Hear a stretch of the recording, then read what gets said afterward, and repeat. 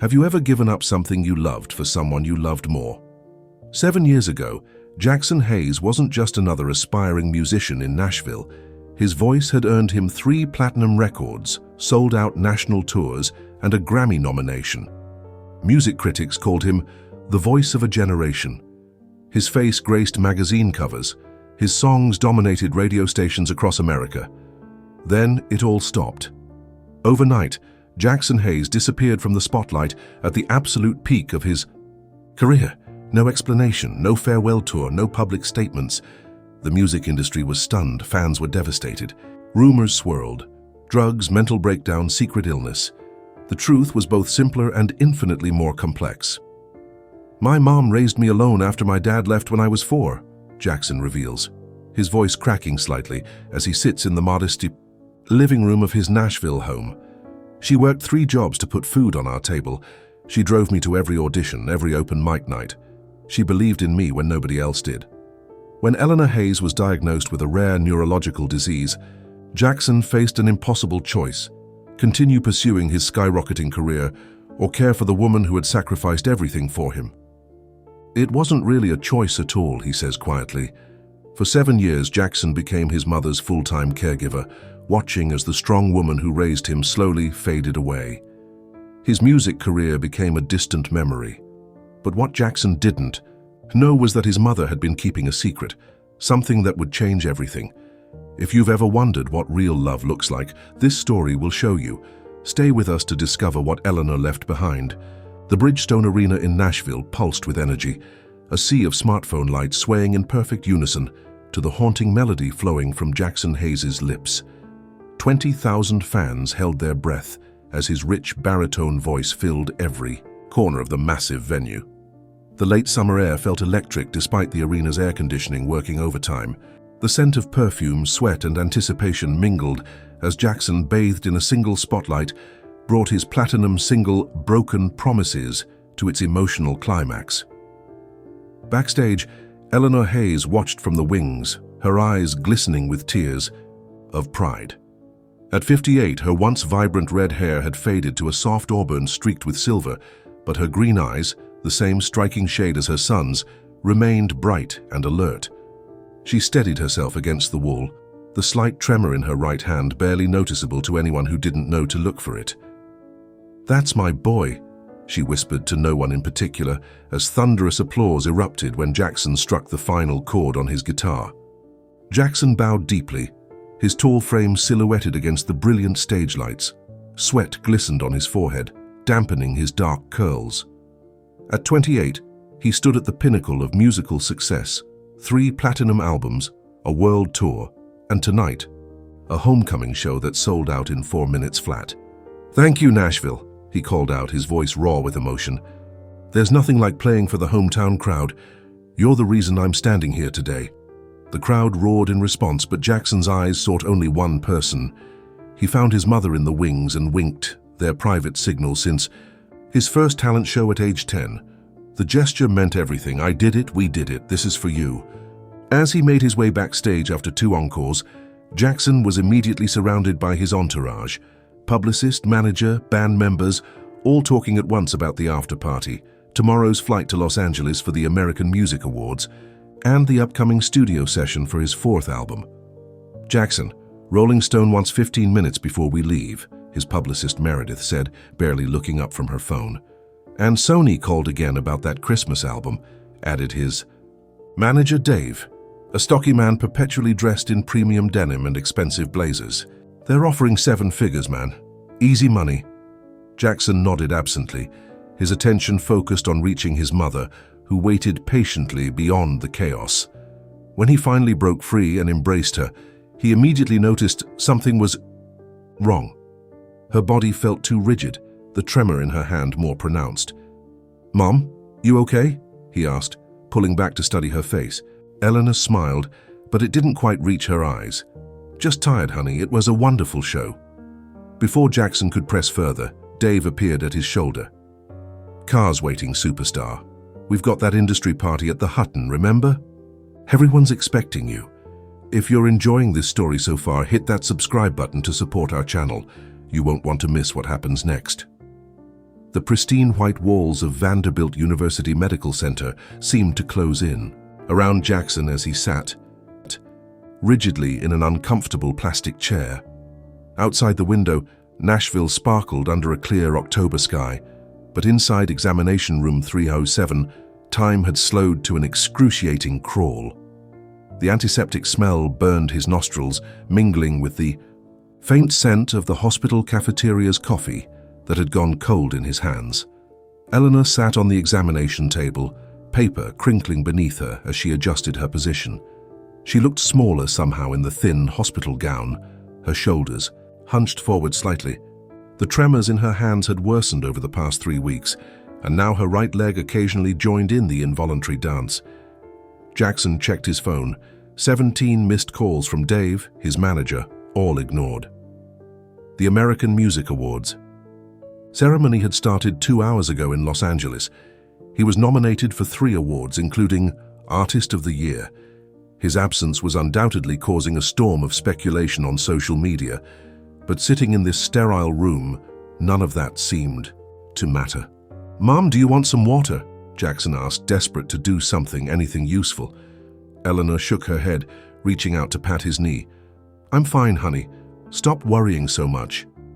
Before he could respond, the door opened, and Dr. Abernathy entered, her expression carefully neutral as she carried a tablet with Eleanor's test results. She was a neurologist with 20 years of experience, but nothing in her training made delivering this kind of news any easier.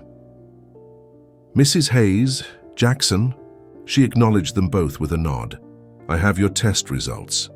What followed was a blur of medical terminology: progressive supranuclear palsy, a rare neurodegenerative disorder, no known cure, symptom management, rapid progression, 3 to 7 years, quality of life, care options. Jackson felt the floor tilt beneath him. "There must be experimental treatments, clinical trials, something," he insisted, his voice rising with each word. Dr. Abernathy's expression softened. "There are some experimental treatments we can discuss, but I want to be clear about expectations." Eleanor reached for Jackson's hand, her grip surprisingly strong. "How soon before I need full-time care?" she asked, her voice steady. "Mom," Jackson started to protest. "I need to know, doctor," Eleanor insisted. "Given the rate of progression we're seeing, likely within a year, possibly sooner," Dr. Abernathy replied gently. In that moment, watching his mother absorb this news with quiet dignity, Jackson's mind raced through calculations, his touring schedule, recording commitments, promotional appearances, all suddenly meaningless pieces on a board game he no longer wanted to play. "I'll take care of you," he said, the words escaping before he fully processed them. Eleanor turned. To him, alarm flashing across her face. "Jackson, no, your career can wait," he finished firmly, squeezing her hand. As they left the hospital, Jackson's phone rang again. Dave, for the 18th time. This time, he answered. "Where the hell are you?" Dave demanded. "You just won Artist of the Year." Jackson looked at his mother, walking slowly toward the parking garage, and made his decision. "I quit." The headline on Billboard.com screamed in bold font, "Jackson Hayes announces indefinite hiatus at career peak." Below it, a subheading added, "Singer cites family health issues as music industry reels from shocking decision." Jackson set his laptop aside and gazed around the living room of his mother's modest ranch house in the outskirts of Nashville. Outside, spring had arrived, painting the Tennessee landscape in vibrant greens and colorful blooms. Inside, cardboard boxes lined the walls, the remnants of his hastily vacated luxury downtown apartment. For 13 years he had lived and breathed music, chasing a dream that had finally materialized. Now, 3 months after his mother's diagnosis, he was learning an entirely different skill set: how to track medication schedules, how to help Eleanor safely navigate the bathroom, how to communicate with insurance companies. The doorbell rang, and Jackson rose from the couch, stepping carefully over a box labeled awards plaques that he hadn't found time to unpack. When he opened the door, Dave stood on the porch, his expensive sunglasses failing to hide the dark circles under his eyes. "You look like hell," Jackson observed, stepping aside to let his former manager in. That makes two of us, Dave replied, removing his sunglasses to reveal bloodshot eyes. The label sent me. One last attempt to talk some sense into you. Jackson led Dave to the kitchen, where the scent of recently brewed coffee still lingered. Through the doorway they could see Eleanor dozing in her recliner, a knitted blanket covering her legs. A nurse, the one Jackson could afford for just 4 hours a day, was quietly checking her vital signs. She looks peaceful, Dave said, awkwardly accepting the mug Jackson offered him. For now, Jackson replied, his voice low. The mornings are usually easier for her. Evenings are when the confusion and agitation set in. Dave sighed heavily, setting his untouched coffee on the counter. Look, what you're doing is noble, really, but this is career suicide, Jackson. We're talking about walking away from a $50 million tour contract, endorsement deals, your next album, everything we've worked for. We've worked for? Jackson repeated, an edge creeping into his voice. You know what I mean, Dave backpedaled. The label is willing to push everything back 6 months. Take some time, hire the best care money can buy for your mom, then come back, meet us halfway. Jackson stared out the kitchen window at the bird feeder Eleanor had insisted on filling, even as her hands shook so badly that bird seed scattered across the patio. A cardinal landed, its vibrant red plumage catching the afternoon sun. She worked 3 jobs to support us after my dad left, Jackson said quietly. When I wanted guitar lessons, she cleaned the instructor's house on weekends to pay for them. She never missed a single one of my shows, not even when I was playing to empty bars at 2 a.m. He turned back to Dave. How could I possibly leave her now? Dave's shoulders slumped in defeat. The industry moves fast, Jackson. In 6 months, people will be asking, Jackson who? Hey viewers, if this story of sacrifice touches your heart, make sure to subscribe to our channel right now. You'll want to see how Jackson's journey unfolds. The soft beeping of medical equipment provided an irregular rhythm to the quiet home as Jackson carefully spooned pureed food into his mother's mouth. Outside, autumn leaves skittered across the driveway under a gray November sky, the season's first chill seeping through the old window frames. The scent of antiseptic mingled with the apple cinnamon air freshener that Jackson used to mask the more clinical smells that had overtaken their home. There you go, Mom, he said softly, wiping a small bit of food from the corner of her mouth. That's the last of it. Eleanor's eyes, still bright green but now often unfocused, found his face. For a brief, heart-stopping moment, Jackson saw recognition there, a flash of the woman who had once been the strongest person he knew. Then it faded, replaced by the vacant stare that had become increasingly common as the disease progressed. 3 years had passed since the diagnosis. 3 years since Jackson Hayes, the rising star, had disappeared from public view. His social media accounts lay dormant. His phone rarely rang anymore. Occasionally he would catch one of his old songs on the radio and marvel at how distant that life felt, like watching a movie about someone else. The front doorbell rang, startling them both. Eleanor made a small, distressed sound. It's okay. Mom, I'll be right back, Jackson soothed, setting the bowl aside. He opened the door to find Mia, the hospice nurse who came 3 times a week, all he could afford now. His savings had dwindled faster than anticipated, medical expenses accumulating despite insurance. He had sold his downtown apartment, most of his instruments, and finally, last month, the Grammy Award itself to a collector on eBay. How are we doing today? Mia asked, her warm smile a welcome sight as she stepped inside, bringing with her the scent of fresh air and normalcy. She ate a little more than yesterday, Jackson reported, running a hand through his unkempt hair. Dark circles shadowed his eyes. At 31, fine lines had begun to appear on his face, etched by stress and sleepless nights. As Mia checked Eleanor's vitals, Jackson retreated to the kitchen where bills were spread across the table. The mortgage was 2 months behind, and the latest statement from the medical supply company was stamped with an ominous final notice in red. He sank into a chair, staring blankly at the papers until his vision blurred. Then, making a sudden decision, he grabbed his phone and scrolled to a contact he hadn't used in years. Studio session work. 20 minutes later, he returned to the living room where Mia was gently brushing Eleanor's thinning hair. I've got a session gig tonight, he told her. a mix of relief and guilt in his voice. "Just backing vocals for a commercial. It's only a couple $100, but I can stay late," Mia offered immediately. "My next client cancelled." Jackson's eyes welled unexpectedly. "Thank you," he managed. "She'd want you to sing, Jackson," Mia said softly, "even just a little." If you're enjoying this story, subscribe to the channel so you don't miss the next episode. Your support means everything to us. Winter had settled over Nashville, the December sky a canvas of steel-gray clouds promising snow by nightfall. In the small bedroom that had once belonged to Eleanor, the hospice bed now occupied most of the space. The walls, painted a cheerful yellow at Eleanor's insistence years ago, seemed to hold their breath as the medical equipment beeped with increasing urgency. 7 years had passed since that day in the doctor's office. 7 years of slow decline of watching his mother fade day by day. The specialists had been surprised she had survived this long. "Her will to live is extraordinary," Dr. Abernathy had said during their last visit, though she'd gently warned that the end was approaching. Jackson sat beside the bed, holding Eleanor's frail hand between both of his.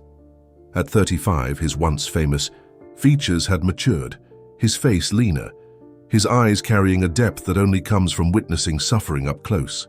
The calloused fingertips that had once danced across guitar strings were now rough from years of more practical work, turning his mother to prevent bed sores, administering medications, performing the countless physical tasks of caregiving.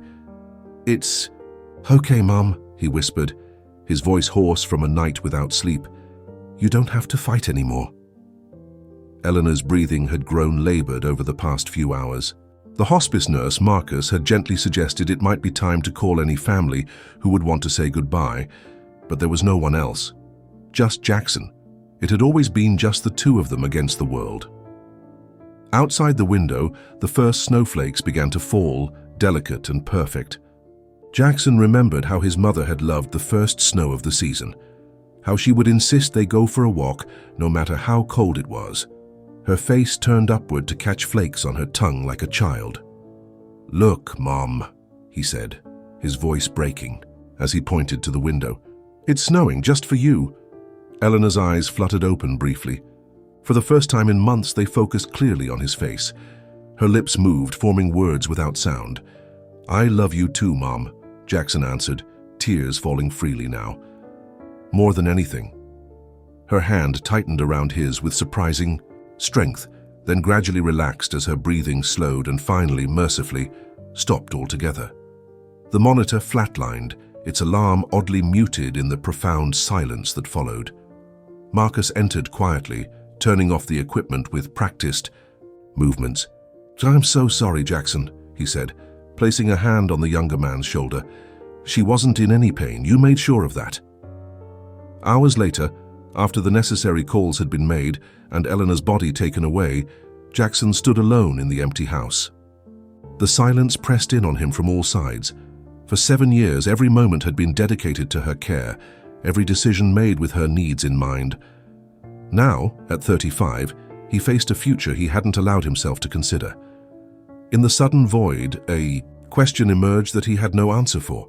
Who was Jackson Hayes now? 3 weeks after Eleanor's funeral, a small, dignified affair attended by a handful of neighbors and former colleagues, Jackson began the painful process of sorting through his mother's belongings.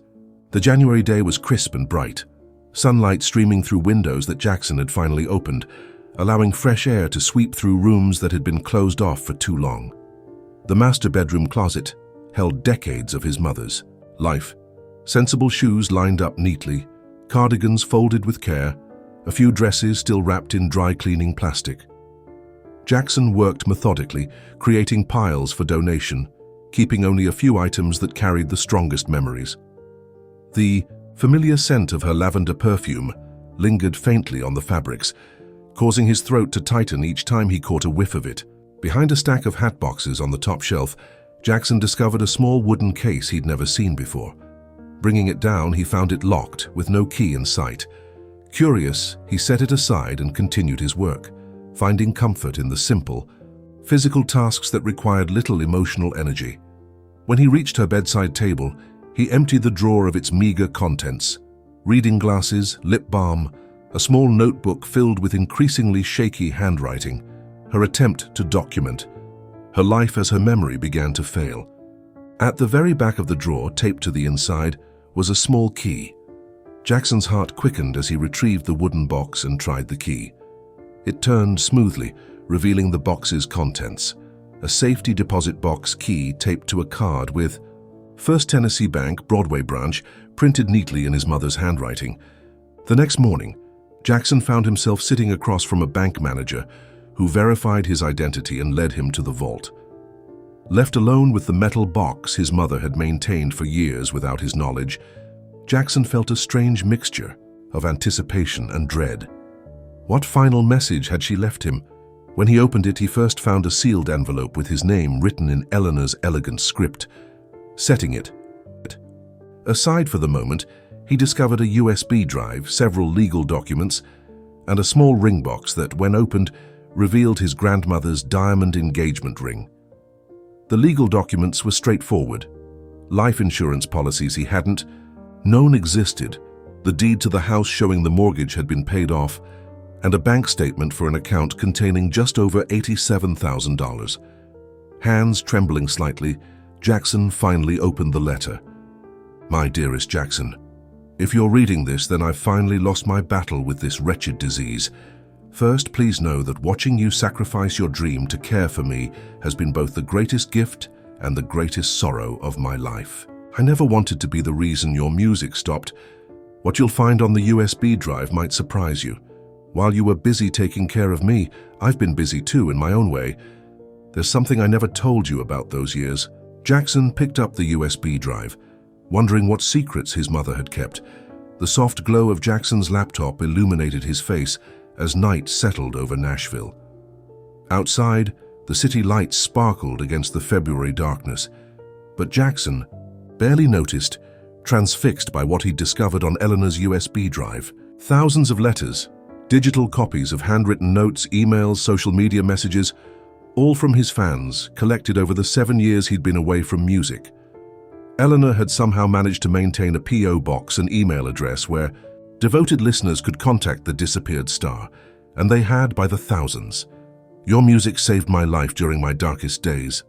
I play second chances for my daughter every night before bed. We had our first dance to Coming Home to You at our wedding. Tears streamed down Jackson's face as he read message after message, stunned by the impact his music had continued to have long after he'd stepped away from the spotlight. But it was the folder labeled Recordings that truly took his breath away. Inside were audio files, hundreds of them, organized by date. With shaking hands, he clicked on the first one, dated just weeks after he'd announced his hiatus. His mother's voice, stronger then, filled the room. Jackson doesn't know I'm recording this, but I want to make sure these moments aren't lost. He thinks his music is on hold, but you should hear how he sings to me when he thinks no one is listening.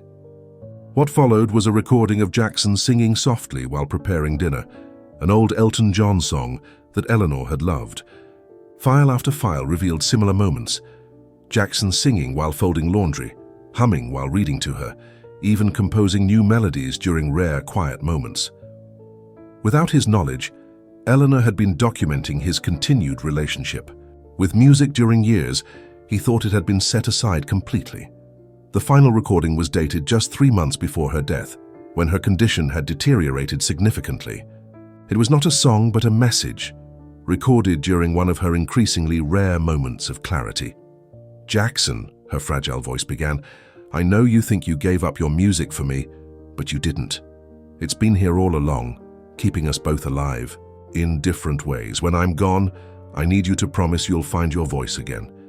It was never meant to be silenced.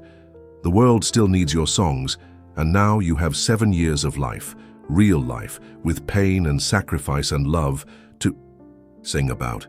The message ended, leaving Jackson in stunned silence.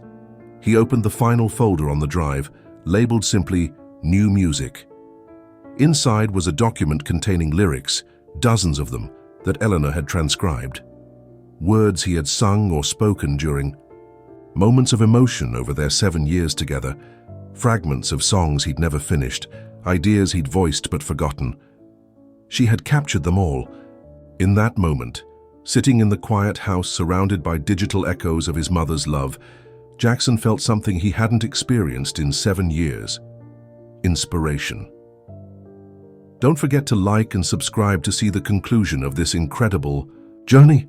Your support helps us bring more heartfelt stories like this one. The Bluebird Cafe looked exactly as Jackson remembered it: intimate, unassuming, hallowed ground for songwriters. The vintage microphone stood alone in the spotlight, waiting. September in Nashville brought perfect weather, and through the open windows came the sounds of early autumn: crickets, distant traffic, the murmur of pedestrians enjoying the evening. 1 year had passed since Eleanor's death. 1 year of grieving, healing, and slowly finding his way back to music on his own terms. The crowd that had gathered tonight had no idea who was about to take the stage. The open mic sign-up simply listed J.H. Jackson had made sure of that, wanting this moment to be about the music, not his comeback story.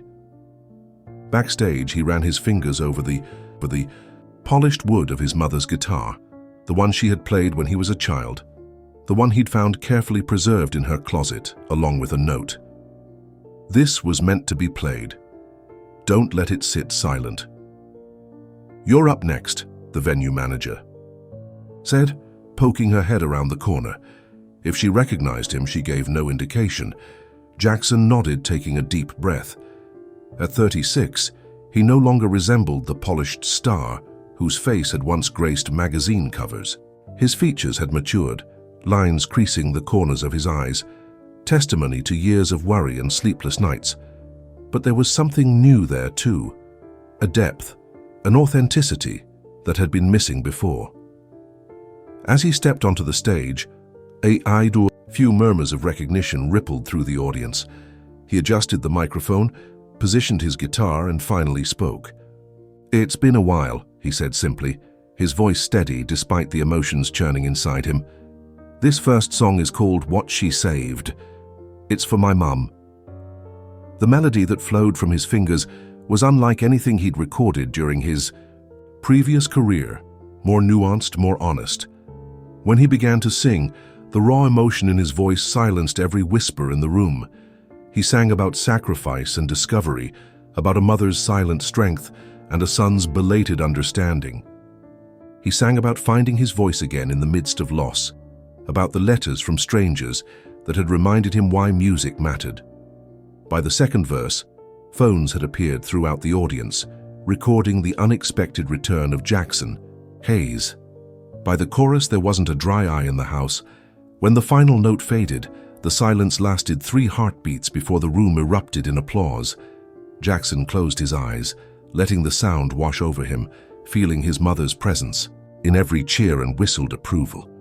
Later that night, as he packed up his guitar, a young woman approached him, clutching a worn copy of his last album. "My mother and I listened to your music during her chemotherapy sessions," she said, her voice trembling slightly. "She always said your songs made the hard days easier. I just wanted you to know that." Jackson smiled, feeling the full circle of his journey complete. "What was your mother's name?" he asked gently. "Eleanor," the young woman replied, "just like yours." Sometimes, Jackson realized, what seems like an ending is really just the beginning of a different, more beautiful story.